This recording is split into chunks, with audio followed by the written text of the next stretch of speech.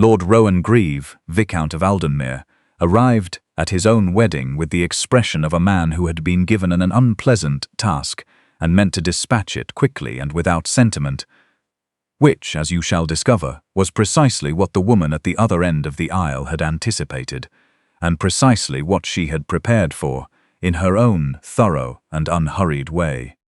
He stood at the front of the old stone chapel on his family's estate, hands clasped behind his back, jaw set, watching the autumn light fall in grey slants through the high windows, and he thought, as proud men in difficult circumstances so often think, that he was being very gracious indeed about all of this. He was 36 years old, heir to an ancient title and a magnificent house, a man whose name had been sought by families of far greater consequence than the one now sending its representative down the aisle toward him. And yet here he was. He knew very little about Miss Helena Crowe. That was the part that chafed most. His mother, the Dowager Viscountess, who had managed the family's affairs with a fist of iron wrapped in velvet since his father's death 4 years prior, had arranged this match in a tight-lipped hurry entirely unlike her usual composed manner. She had told him only the barest facts, that Miss Crowe was the daughter of a deceased man of no particular standing, that the connection was one of honor, and that he was to ask no questions and consent without delay. She had looked, his mother had, not like a woman conferring a favor, but like a woman caught in a vice and pressing the pain down out of sight. He had not asked questions, he had consented. Because Rowan Greave, whatever his considerable faults, was not a man who failed in duty, but he had consented with the absolute and comfortable certainty that he was performing a great condescension, marrying beneath himself, for reasons his mother on a woman who brought nothing to the union except, presumably, the relief of some old obligation that was not worth the asking. And so he stood at the altar and watched Miss Helena Crowe come down the aisle toward him. She was not what he had expected, which unsettled him faintly. Though he would not have admitted it, she was perhaps 28, plainly but very well dressed in a grey-blue gown that suited her considerably better than a more fashionable colour might have, and she carried herself with a stillness and self-possession that he associated not with women of her supposed station, but with women who had been measured very carefully by the world for a long time and had long since decided to stop caring what the measurement came out to.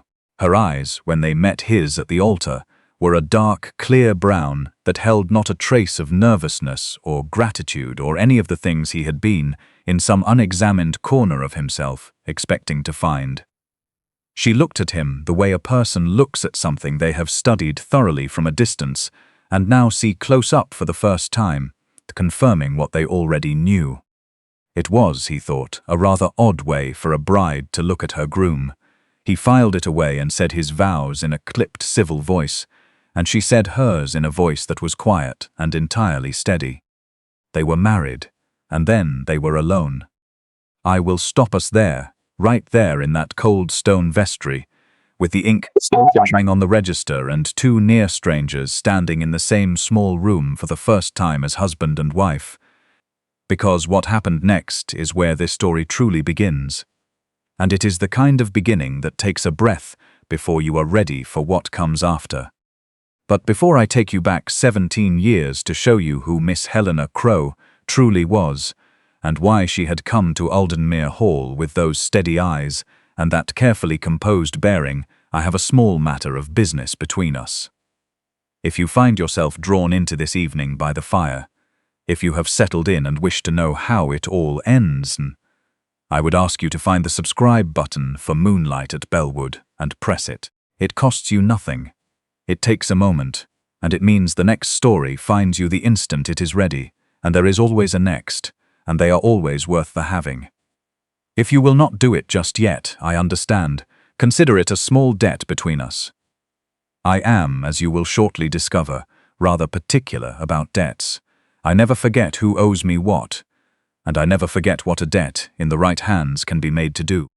Now come back with me, 17 years, to a country house rising in new stone above the Vale of Aldenmere, And let me show you how a daughter who watched her father be destroyed by a lie came in the fullness of time to hold the man who told it in the very palm of her hand. Her father's name was Rowan Crowe, and he was, in the years of his practice, one of the finest architects in England, a man of genuine genius, who had an eye for proportion and structure that other men spent entire careers trying to cultivate and never quite managed. He was not gentry. He was the son of a stonemason and had educated himself by night and by borrowed books, and had risen entirely on the merits of what he could do, which was considerable. He had designed a dozen notable houses across 3 counties, and every one of them stood straight and true and beautiful, because Rowan Crowe did not cut corners, did not allow inferior materials, and did not sign his name to work he was not prepared to stand behind for the rest of his life. It was this reputation that brought him, in 1806, to the attention of the then Viscount of Aldenmere, Rowan's father, who was undertaking the wholesale reconstruction of the family seat. Aldenmere Hall was to be the crowning achievement of the Greave family's public ambition, and Rowan Crowe was commissioned to design and oversee every stone of it. He gave 3 years of his life to that house, 3 years of drawings and calculations and daily site supervision, and the kind of total absorbed devotion that brilliant men bring to the work that matters most to them. The house rose exactly as he had drawn it, proportioned, elegant, structurally sound in every particular. It was, by any honest reckoning, his finest work. The late Viscount never paid him. Not in full, not even close to full. He paid a fraction of the agreed fee in the first year, then nothing, and when Rowan pressed the matter through careful legal correspondence, documented, correct, patient, the Viscount did what men of rank do when they wish to silence a creditor they have no intention of paying. He counterattacked. He spread it quietly through the right circles that Rowan Crowe had been careless in his specifications, that a crack had appeared in the east wing.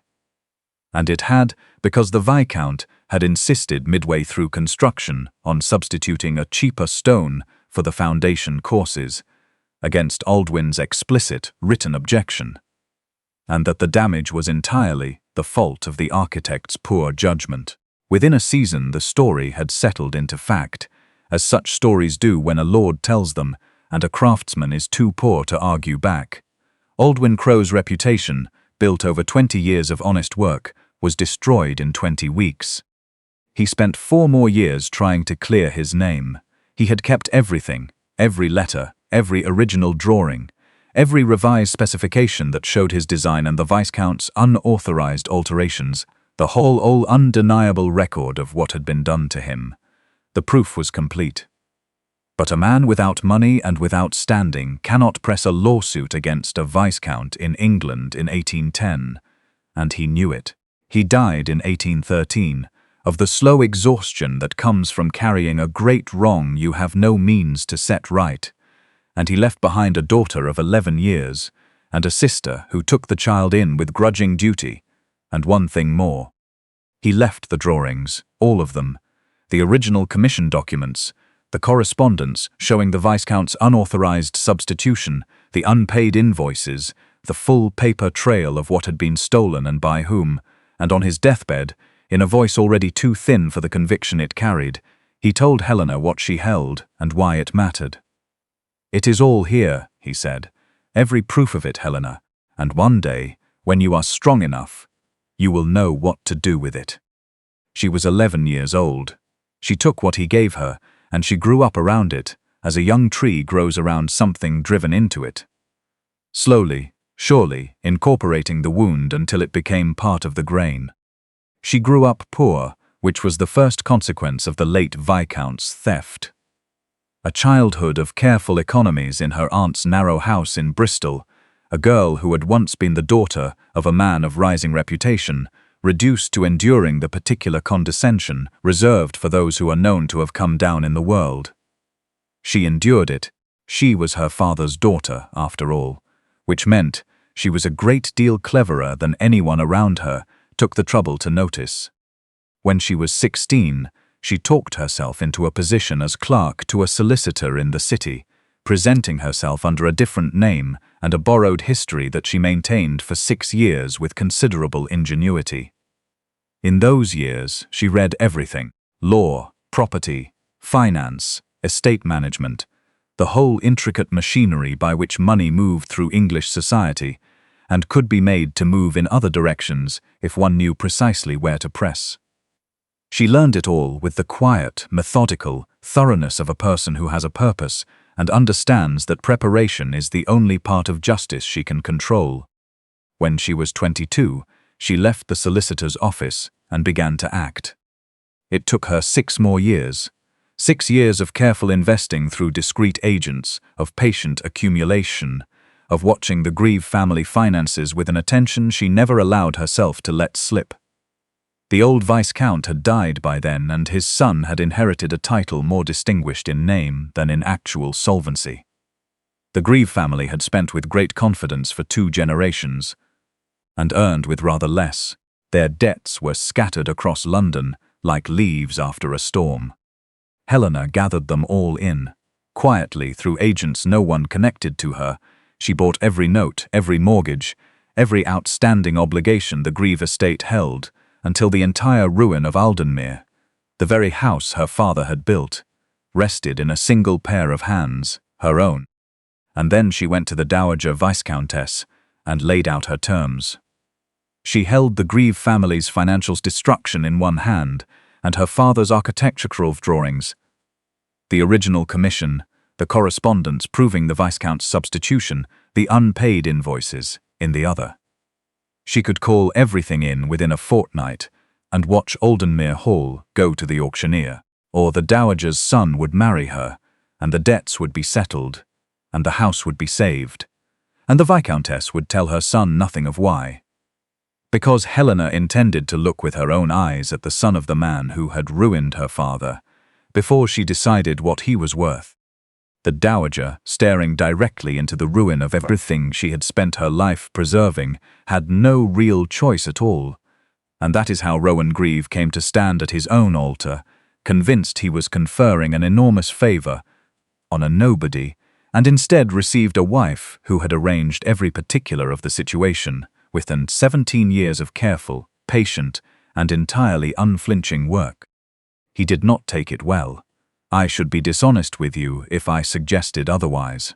In that cold vestry with Helena's rolled drawings and sheaf of documents in his hands, reading his father's own handwriting, the letter ordering the inferior stone, the letter refusing payment, the letter planting the story of structural failure, he passed through denial quickly because the evidence did not permit him to linger there, and came out the other side into a shame so complete and so thorough it was almost physical.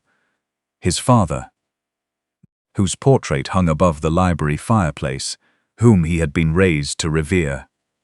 His father had stolen the work of an honest man, destroyed his reputation to avoid paying for it, and built the house that bore the Greave name on a foundation of unpaid debt and a dead man's ruin. "It is true," he said at last, "all of it. God help me." He sat heavily on the vestry bench with the documents across his knees. Then he looked up at her. "You could have destroyed us." "Yes," she said simply. "Why didn't you?" She told him the truth. She had not come to create a second ruin. She had come to reclaim what was rightfully hers, not just the unpaid fees, but the place, the standing, the life that her father's theft had foreclosed upon. She had come to become the mistress of the house that Rowan Crowe had built with his own genius, to take her father's work back into her family's hands, and to make the Greave name mean something honest for the first time in 20 years. That was her justice. Not destruction, restoration, on her terms and in her own hands. Rowan was quiet for a moment. "And the man who inherited the name," he said at last, "did you consider what he might deserve in all of this?" "I watched you for a year," she said. "Before I forced this, I would not have married a man who was his father made over again." He had nothing to say to that, and so they began. It was the strangest of marriages, and in the early weeks of it, they moved around each other with the careful courtesy of 2 people who are not entirely certain what the other might do. Helena held the power and made no pretense of not holding it, But she did not lord it over him, and that, Rowan came to understand, was itself a kind of statement. She had not come to humble him. She had come to fix what was broken. He found her, 3 mornings after the wedding, at his study desk before the sun had properly risen. She had the estate ledgers open, 3 of them, and a lamp burning close, and her pen was moving with a quiet, focused speed that stopped him in the doorway without quite knowing why. She did not look up. "Sit down," she said, in the same quiet, level voice she had used to say her vows. "There are some things here you ought to know about." In the quarter of an hour that followed, she showed him, calmly, specifically, pointing to figures and cross-references with the tip of her pen, that his estate manager had been systematically diverting a small percentage of the quarterly timber revenues into a secondary account for no fewer than 5 years. Not dramatically. Not enough to notice at a casual glance, just steadily and quietly, the way dishonesty sustains itself when it believes no one is watching closely enough to catch it. She showed him where the false entries sat, how the figures had been obscured, and precisely how much had gone missing over the 5-year span. Rowan stared at the pages. He had reviewed those same ledgers himself twice a year for 4 years. He had seen nothing. "How?" he said. "You were looking for what was there," Helena said, without particular emphasis. "I was looking for what was missing." She closed the ledger with a neat, firm motion. "I will have a full accounting completed by the end of the week. Your man will need to be let go, and the entries corrected. I can prepare the documentation for a legal recovery if you wish it, or the matter can simply be discharged quietly." I would advise the former. He looked at her across the width of his own desk, in his own study. At 7 o'clock in the morning, 3 days, into a marriage he had entered in cold contempt, and felt something shift in his chest that he did not yet have a name for. That is what real genius looks like when it works quietly, my dear listeners. Not grand declarations, not dramatic confrontation. A woman with a lamp and 3 ledgers and an eye trained to see what is not there. In the months that followed, Helena took the estate's finances in hand the way a skilled physician takes hold of something that has been left too long untreated, with precision, without flinching, and with a calm that came from knowing exactly what she was doing. The Greave estate, which had been perhaps 8 months from genuine catastrophe, steadied under her management. Then it improved. Then, by the spring following the wedding, it was doing something not even the old Viscount in his most optimistic moments had managed. It was running a genuine surplus. Rowan watched all of this. He had not sulked, which is considerably to his credit, because a smaller man would have found many convenient reasons to sulk. He had received, in that vestry, the full weight of his father's crime. The comfortable pride that comes with a name one has never had cause to question. And, in the breaking, it had freed something better that had been waiting underneath. He was at his core an honest man. He had simply not until now been given sufficient cause to discover it. He did one thing without being asked, without telling Helena, and without any expectation of acknowledgement. He wrote letters. He wrote to the architectural societies, to the men who had known his father, and who carried in their memories the story of Rowan Crowe's disgrace. He wrote carefully and plainly, more plainly than anything his upbringing had trained him to produce, setting out the truth of what his father had done. The fraudulent substitution of materials, the withheld payment, the deliberate manufacture of a false reputation for structural failure. He did not soften it or dress it in protective language. He wrote it as it was, and signed it with his own name and his own title, because those were the only tools he possessed to undo what his father's name and title had done to an honest man.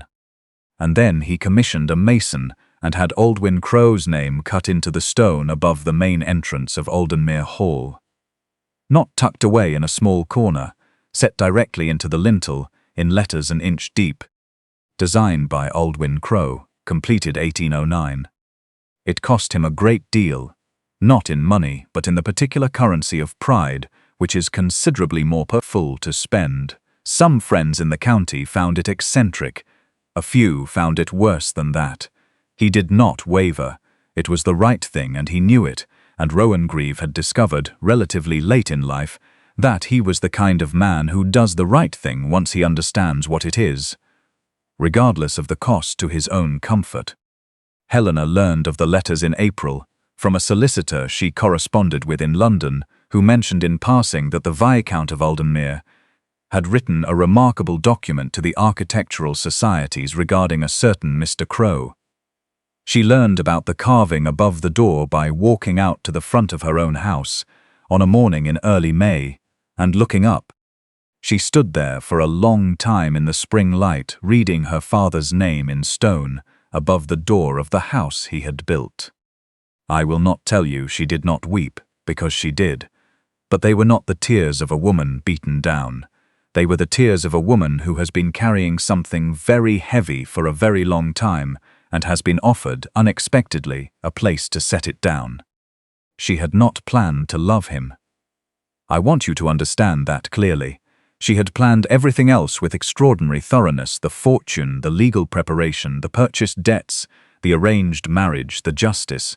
She had mapped out every step of it, and she had planned to take her father's house back, make it honest, and live out her days as its rightful mistress. With the cold satisfaction of a wrong finally made right, she had planned, perhaps, to be at peace. She had not planned to find, living beside the son of her father's destroyer, that he was a better man than she had dared to hope, and had not permitted herself to need. And Rowan, for his part, had fallen rather helplessly, and with no plan at all, in love with his wife. He was not certain it was welcome. She had forced a marriage to secure her justice, and she had every reason to regard him as simply the means by which that justice was delivered. He had nothing to offer her but a name his father had made dirty, and an estate she herself was keeping afloat. He loved her with the humility of a man who understands clearly that he has not earned what he feels, and who has no real grounds to expect it returned. They might have gone on in this way for quite some time. Two people quietly in love with each other, each entirely certain the feeling could not possibly be returned. Had Helena not decided one evening, in the autumn of their first year together, that she had one last thing to do? She came to him after supper. She carried the thick sheaf of documents she had laid in his hands in the vestry 11 months before, and one more besides. A single folded sheet in her own handwriting, which she set on the desk before him without preamble. Our marriage was coerced, she said. I coerced it. I held your family's ruin over your head and your mother's, and I gave you no real choice. I have known that every single day since, and I find I can no longer carry it. She pushed the documents toward him. The debts are discharged. Every note I purchased, every mortgage I held, paid in full, out of the estate's own recovery. Your family owes me nothing. Aldenmere is yours, honestly and entirely, and there is nothing remaining between us that was not freely chosen. She paused. That sheet is a legal release, if you wish to have this marriage set aside on grounds of duress. And you would have grounds. I drew it up with a solicitor, and the grounds are genuine. It is yours to use. I will not contest it. She stood very straight, as she always stood, and her voice did not tremble in any way that would have been audible to anyone who did not know her as well as he had come to know her. I came here for justice, and I have had it. My father's name is above the door of the house he built. The estate he built is honest and solvent. The debt his family was owed has been repaid. There is nothing more I came for. She met his eyes. I will not hold a man in a marriage he did not choose, not when I, of all people, understand what it costs to have your life decided by another's hand. You are free, Rowan, entirely free. That is the last piece of justice I have to do, and this one is for you. Rowan looked at the document she had placed before him. He looked at the woman who had placed it there, who had spent 17 years building the power to compel his family's submission, and had just in the span of 5 quiet minutes given every particle of it away. He did not touch the paper. You discharged the debts, he said, and his voice was not entirely steady. "Out of the estate's recovery, which means you used your own work, your own mind, your father's gift, to pay off the very notes you yourself held, so that I could be free of them. You freed me with your own hands." "Yes," she said. "Helena." He stood. "I have loved you since December. Since the morning I found you in my study with 3 ledgers and a lamp, and understood in about 11 minutes that you were the most extraordinary person I had ever encountered. I have loved you since then, helplessly, and without the smallest right to say so, because you were there by compulsion, and I had spent our wedding day thinking I was doing you a favor. The debt was my excuse. So long as this marriage was forced, I could at least avoid the humiliation of declaring myself to a woman who had every reason to find me beneath contempt." He looked at her steadily. "You have taken my excuse away. You have freed me and left me nowhere to hide. So I am going to tell you the plain truth, because you have earned that, and because it is the only thing I have left to give you that has any value." He took a step toward her. "I do not want to be freed of this marriage. I want you to stay. Not because anything compels you to, not as my creditor, not as the woman who saved this house. Though you have done all of those things, and I am grateful in ways I don't yet have the words for. I want you to stay because I love you, and because every day of this past year has been the best and most honest day of my life, and because I would spend whatever years remain to me trying to become a man who is worthy of 1/10 of what you have already done. Stay, because you might wish to. That is all I am asking. Do you?" Helena Crowe, Helena Greave, though she had scarcely begun to think of herself that way, looked at the man across the desk from her, the son of the man who had ruined her father, the man who had carved her father's name in stone above the door of her father's own house. The man standing in candlelight with his careful composure entirely undone, asking her a simple question, the last of the steel she had been maintaining since she was 11 years old, quietly dissolved. "I came to this house for justice," she said. "I spent 17 years planning every particular of it. I planned the fortune and the legal strategy, and the debts and the marriage and the restoration. I planned to take back what was stolen and make it honest, and I planned to be satisfied with that." She stopped. "I did not plan for you. I did not plan to find, living beside you, that you were a better man than your father's son had any real right to be. I did not plan to watch you write those letters, commission that carving, do the right and costly thing again and again, without asking for any acknowledgement of it." She looked at him. "I discharged the debt to free you, because I could not bear to keep a man who had only ever been honorable to me, bound to something he had no hand in choosing. I freed you because you had earned it, and you have gone and used your freedom to say what you just said." She was not a woman who cried easily. She was crying now, and she did not trouble herself to conceal it. "Yes," she said, "I wish to stay.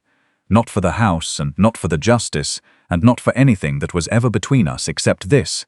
I came to reclaim my father's house, and found inside it a man worth loving. And yes, Rowan, I do love you, freely, with the whole of a heart I thought I had put well beyond reach 17 years ago. Yes." They had a long marriage, and a good one, and a genuine partnership in every sense of the word. Helena continued to manage the Aldenmere estate as she had begun, with her father's genius and her own hard-won knowledge. And under her hand it grew into one of the most soundly run properties in the county, a thing that would have seemed quite impossible to the creditors who had been circling it the year before the wedding. She did it openly, without concealment, acknowledged plainly as the financial mind of the operation, because Rowan would not have had it any other way. Aldwyn Crowe's name above the main door was never removed. Visitors asked about it sometimes, and were told the full story by the Viscountess herself, who had learned, as her father had tried to teach her, and as it had taken 17 years and one very good man to make truly real, that there is no shame in work done honestly, whatever trade it is done in, and no honor in a title kept by lies. The children who grew up in heir of a woman were raised to believe the same, and to be proud of a grandfather who had built something lasting and beautiful with his own hands and mind, whose name stood above the door of the house where their mother had at last brought him home. The Dowager Viscountess, who had kept her late husband's crime in silence for 20 years, and had been too frightened of her own reckoning to do otherwise, lived long enough to see the Greave name restored to something actually worth the keeping, and was wise enough at the end to feel the shame she had long avoided, and to be grateful, genuinely, if quietly, grateful, that her son had managed to do what she had not. If you ask me what this story is truly about, I will tell you it is about the long, patient wait of a wrong that goes unanswered, and about the difference between revenge and justice, which can look so very similar from a distance and are so utterly unlike up close. Helena Crowe held in her hands the power to bring and destroyed her father, just surely as it had destroyed him. She had every right. By any strict accounting, it would have been entirely fair. She chose the harder road. Not ruin, but restoration. Not to tear the house down, but to take it back, make it honest, and let her father's name stand in stone above the entrance of the thing he had made. And in choosing that road she left room, just enough room, for love to grow in the very soil where the wrong had been done. You cannot build your own happiness upon another person's ruin, however richly they may have deserved it. But you can sometimes, if you are patient, and very clear-eyed and willing to be surprised by what a person turns out to be, build it on their restoration instead. Helena came to collect a debt of ruin. She stayed to grant a grace, and she received in return something that no act of revenge could ever have won her. Before you go, I would ask you, gently as I always do, to subscribe to Moonlight at Bellwood. There are more evenings like this one waiting for you, and I should be genuinely sorry to think of you missing a single one. It costs you nothing, and it means more than I can well express from this side of the fire. I understand. You have heard tonight what becomes of a debt in the right hands, patiently held. I am patient, I am always patient. But unlike Helena, I make no promises about the carving. Come back to me when the nights are long and the fire wants tending. There is always another story, and it is always worth the having. Good night, my dears, and do be careful, will you, before you decide that the quiet person sitting across from you has brought nothing worth noticing to the table. They may have spent 17 years building something extraordinary, and they may be waiting even now to show you exactly what it is.